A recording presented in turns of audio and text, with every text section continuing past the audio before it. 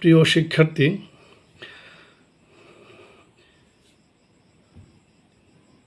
আজ কিছু কারেকশন দেখাবো। যে কারেকশনগুলো আমরা প্রতিনিয়ত বাক্যে ভুল লিখে থাকি এবং ভুল বলে থাকি। এখন দেখাবো একটা শব্দ যেটা অ্যাডভার্ব হিসেবে কাজ করে। যেমন এখানে দেওয়া আছে, I last night went to the cinema. অর্থ হচ্ছে গত রাতে আমি সিনেমা দেখতে গিয়েছিলাম। এই বাক্যটা এখানে ভুল কেন? লাস্ট নাইট এটা হচ্ছে গত রাত। এটা এখানে অ্যাডভার্ব ফ্রেজ। এখানে লাস্ট শব্দটা কিন্তু অ্যাডভার্ব, এটা হচ্ছে অ্যাডভার্বিয়াল ফ্রেজ।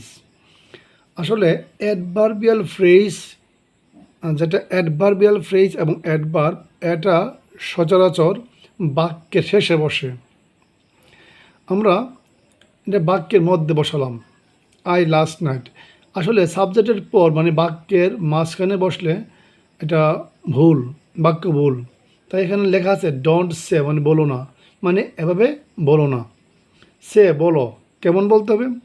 আই ওয়েন্ট, আমি গেলাম, টু দ্য সিনেমা, আমি সিনেমায় গিয়েছিলাম লাস্ট নাইট, গত রাতে। আসলে লাস্ট নাইটটা হচ্ছে অ্যাডভার্বিয়াল ফ্রেজ এবং এই অ্যাডভার্বিয়াল ফ্রেজটা বসে বাক্যের শেষে।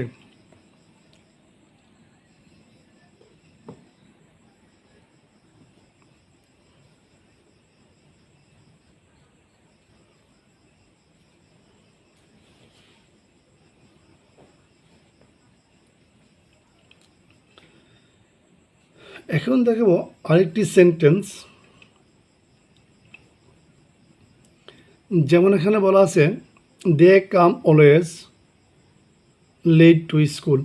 দে কাম অলওয়েজ, তারা সবসময় আসে, লেট দেরিতে, টু স্কুল, তারা স্কুলে সবসময় দেরি করে আসে। এই ভুলটা কোন জায়গায়? এই যে অলওয়েজ এটা হচ্ছে আমাদের অ্যাডভার্ব। অলওয়েজ শব্দটার অর্থ হচ্ছে সবসময়, এটা হচ্ছে অ্যাডভার্ব।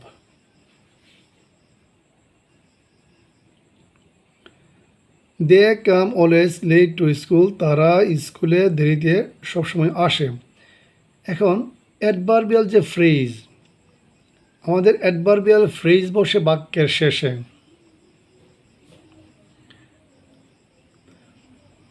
আর এটা হচ্ছে ইনডিফিনিট টাইমের অ্যাডভার্ব। এটা হচ্ছে অনির্দিষ্ট। অলওয়েজ সবসময়। এখানে সবসময় বলতে কখন কোন দিন কোনো উল্লেখ নেই। হ্যাঁ, এই কখন কোন দিন কোনো উল্লেখ না থাকলে তাকে বলা হয় ইনডিফিনিট টাইম। এখানে বলা আছে যে অ্যাডভার্ব অফ ইনডিফিনিট টাইম, অনির্দিষ্ট সময়ের অ্যাডভার্ব। এখন আমাদের যে অলওয়েজ ওয়ার্ডটা, এই অলওয়েজ ওয়ার্ডটা হচ্ছে অনির্দিষ্ট সময়ের একটা অ্যাডভার্ব।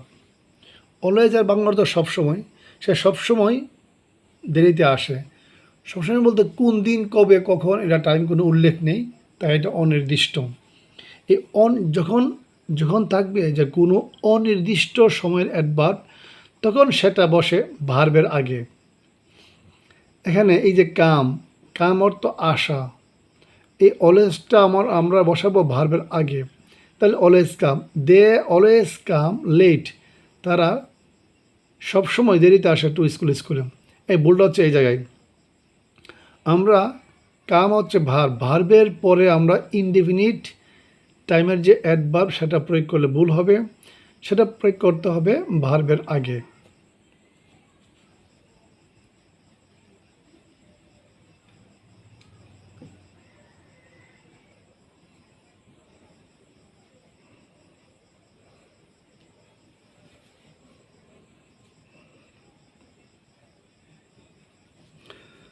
শিক্ষার্থী, আরও একটি শব্দের ব্যবহার দেখাবো, যেমন নেভার।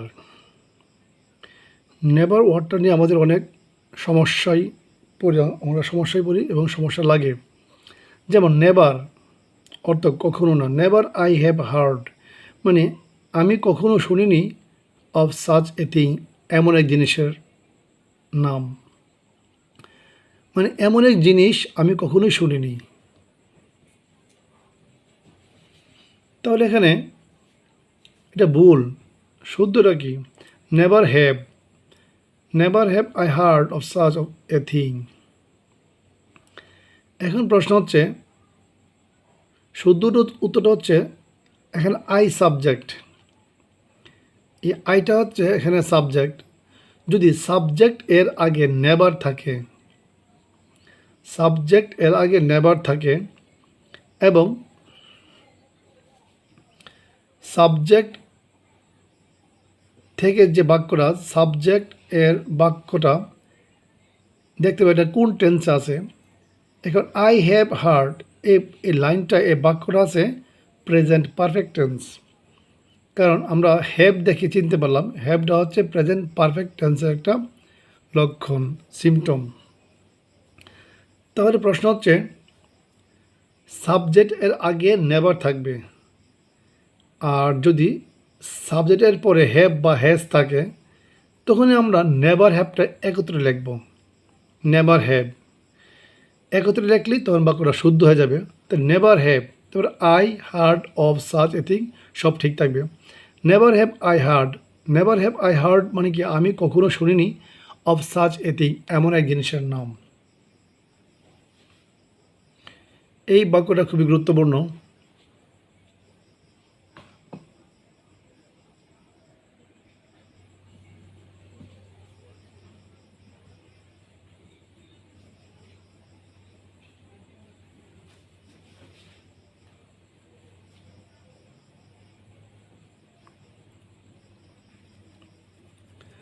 হ্যাঁ, প্রিয় শিক্ষার্থী, আরেকটি ভুল বাক্য হচ্ছে, যেমন he touched with his hand the ball. এখানে ভুলটা খুব সহজ, স্পষ্ট বোঝা যায়। হি টাচড, সে স্পর্শ করেছিল, উইথ হিজ হ্যান্ড, তার হাত দিয়ে, দ্য বল, বলটাকে। সে বলটাকে তার হাত দিয়ে স্পর্শ করেছিল। এখানে ভুলটা হচ্ছে, যেমন হি সাবজেক্ট, টাচড ভার্ব, এখানে অবজেক্টটা নিচে পড়ে। আমরা যে সচরাচর বসাই গ্রামারের মধ্যে সাবজেক্ট ভার্ব অবজেক্ট, তারপরে আদার্স বসে। এখানে হি সাবজেক্ট আর টাচড এটা ভার্ব আর দ্য বলটা অবজেক্ট। ভুলটা হচ্ছে তারা অবজেক্টটাকে বাক্যের পরে রাখলো, আর যেটা আদার্স মানে আদার্সকে নিয়ে আসলো অবজেক্টের আগে, এইটা ভুল। মানে আদার্স বসে সবার পরে আর অবজেক্টটা বসে ভার্বের পরে। তাহলে এখানে হি বসালাম, টাস্ট বসালাম, হি সাবজেক্ট, টাস্টটা ভার্ব। এই যে দ্য বল, এই দ্য বলটা হচ্ছে অবজেক্ট, এই অবজেক্টটাকে বসালাম ভার্বের পর। এখন শুদ্ধ হয়ে গেল, হি টাচড দ্য বল, সে বলটাকে স্পর্শ করলো উইথ হিজ হ্যান্ড, তার হাত দিয়ে। তাহলে আমরা অনেক সহজেই ভুল বাক্যটাকে শুদ্ধ করে ফেললাম।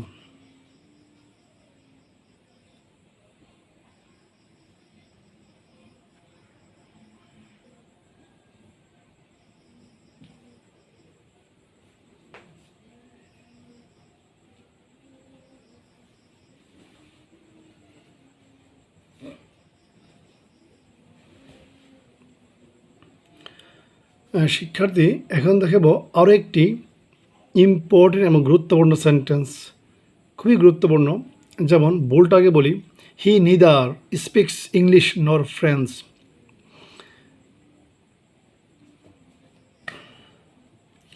অর্থ হচ্ছে সে ইংলিশ এবং ফ্রেঞ্চ ভাষা দুটি কথা বলতে পারে না। এখানে ভুলটা কি? হি নিদার স্পিক্স ইংলিশ নর ফ্রেঞ্চ। এখানে হি সাবজেক্ট এর পরে বসবে ভার্ব, স্পিক্স এটা হচ্ছে ভার্ব, আর নিদার নর আমরা এই শব্দ দুটো বসাই। রুলটা হচ্ছে নিদার ডট নর, নিদার ড্যাশ নর। এই শব্দের ফরম্যাটটা আমরা বসাই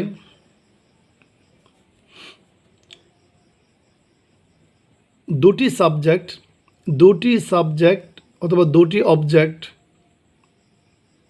যখন আমরা কোনো জিনিসকে একসাথে আমরা প্রয়োগ করি। এখানে বলা আছে ইংলিশ ফ্রেঞ্চ দুটো ভাষা, যেহেতু দুটো ভাষা নিয়ে বলা আছে ঠিক প্রথম ভাষার আগে নিদার বসবে। যেমন হি বসালাম, স্পিক বসালাম, হি স্পিক্স সে কথা বলে। এখন আমাদের তো ভাষা এখানে বলছে দুইটা, ইংলিশ ভাষা আর ফ্রেঞ্চ ভাষা। তাহলে এই দুইটা ভাষার মধ্যে এই নিদার ড্যাশ নটা প্রয়োগ করব। যেহেতু ইংলিশ ভাষাটা আগে, তাহলে ইংলিশের আগে দেব নিদার, ইংলিশের আগে নিদার, আর ফ্রেঞ্চ এর আগে নর। আর এখানে ছিল হি নিদার স্পিক্স, এখানে ভার্বের আগে নিদার, এ ভুল। তাহলে আমরা প্রথমে সাবজেক্ট বসালাম, স্পিক ভার্ব বসালাম, হি স্পিক সে কথা বলে। ওই যে নিদার শব্দটা এখন বসাবো ইংলিশের আগে, তাহলে নিদার ইংলিশ নর ফ্রেঞ্চ, মানে ইংলিশও না ফ্রেঞ্চও না। দুইটা ভাষা, দুইটা বস্তু, দুইটা দ্রব্য থাকলে দুইটা দ্রব্যকে এক করার সময় প্রথম দ্রব্য, প্রথম ভাষা, প্রথম বস্তুর আগে নিদার আর দ্বিতীয় বস্তুর আগে নর। তার মানে হি স্পিক্স নিদার, এর অর্থ হচ্ছে সে কথা বলিনি ইংলিশে, নর ফ্রেঞ্চ, এমনকি ফ্রেঞ্চ। তার মানে সে ইংলিশ এবং ফ্রেঞ্চ দুটো ভাষায় কোনোটি কথা বলতে পারিনি। আসলে এই ভুলগুলো সঠিকভাবে না জানলে বাক্য ধরা যায় না এবং বাক্যটাকে শুদ্ধ করা যায় না। শুদ্ধ করতে হলে এই প্রয়োগগুলো জানতে হবে, কোন শব্দটা আগে পরে বসে জানতে হবে। তাহলে শিক্ষার্থী আজ এখানে রাখলাম। আল্লাহ হাফেজ।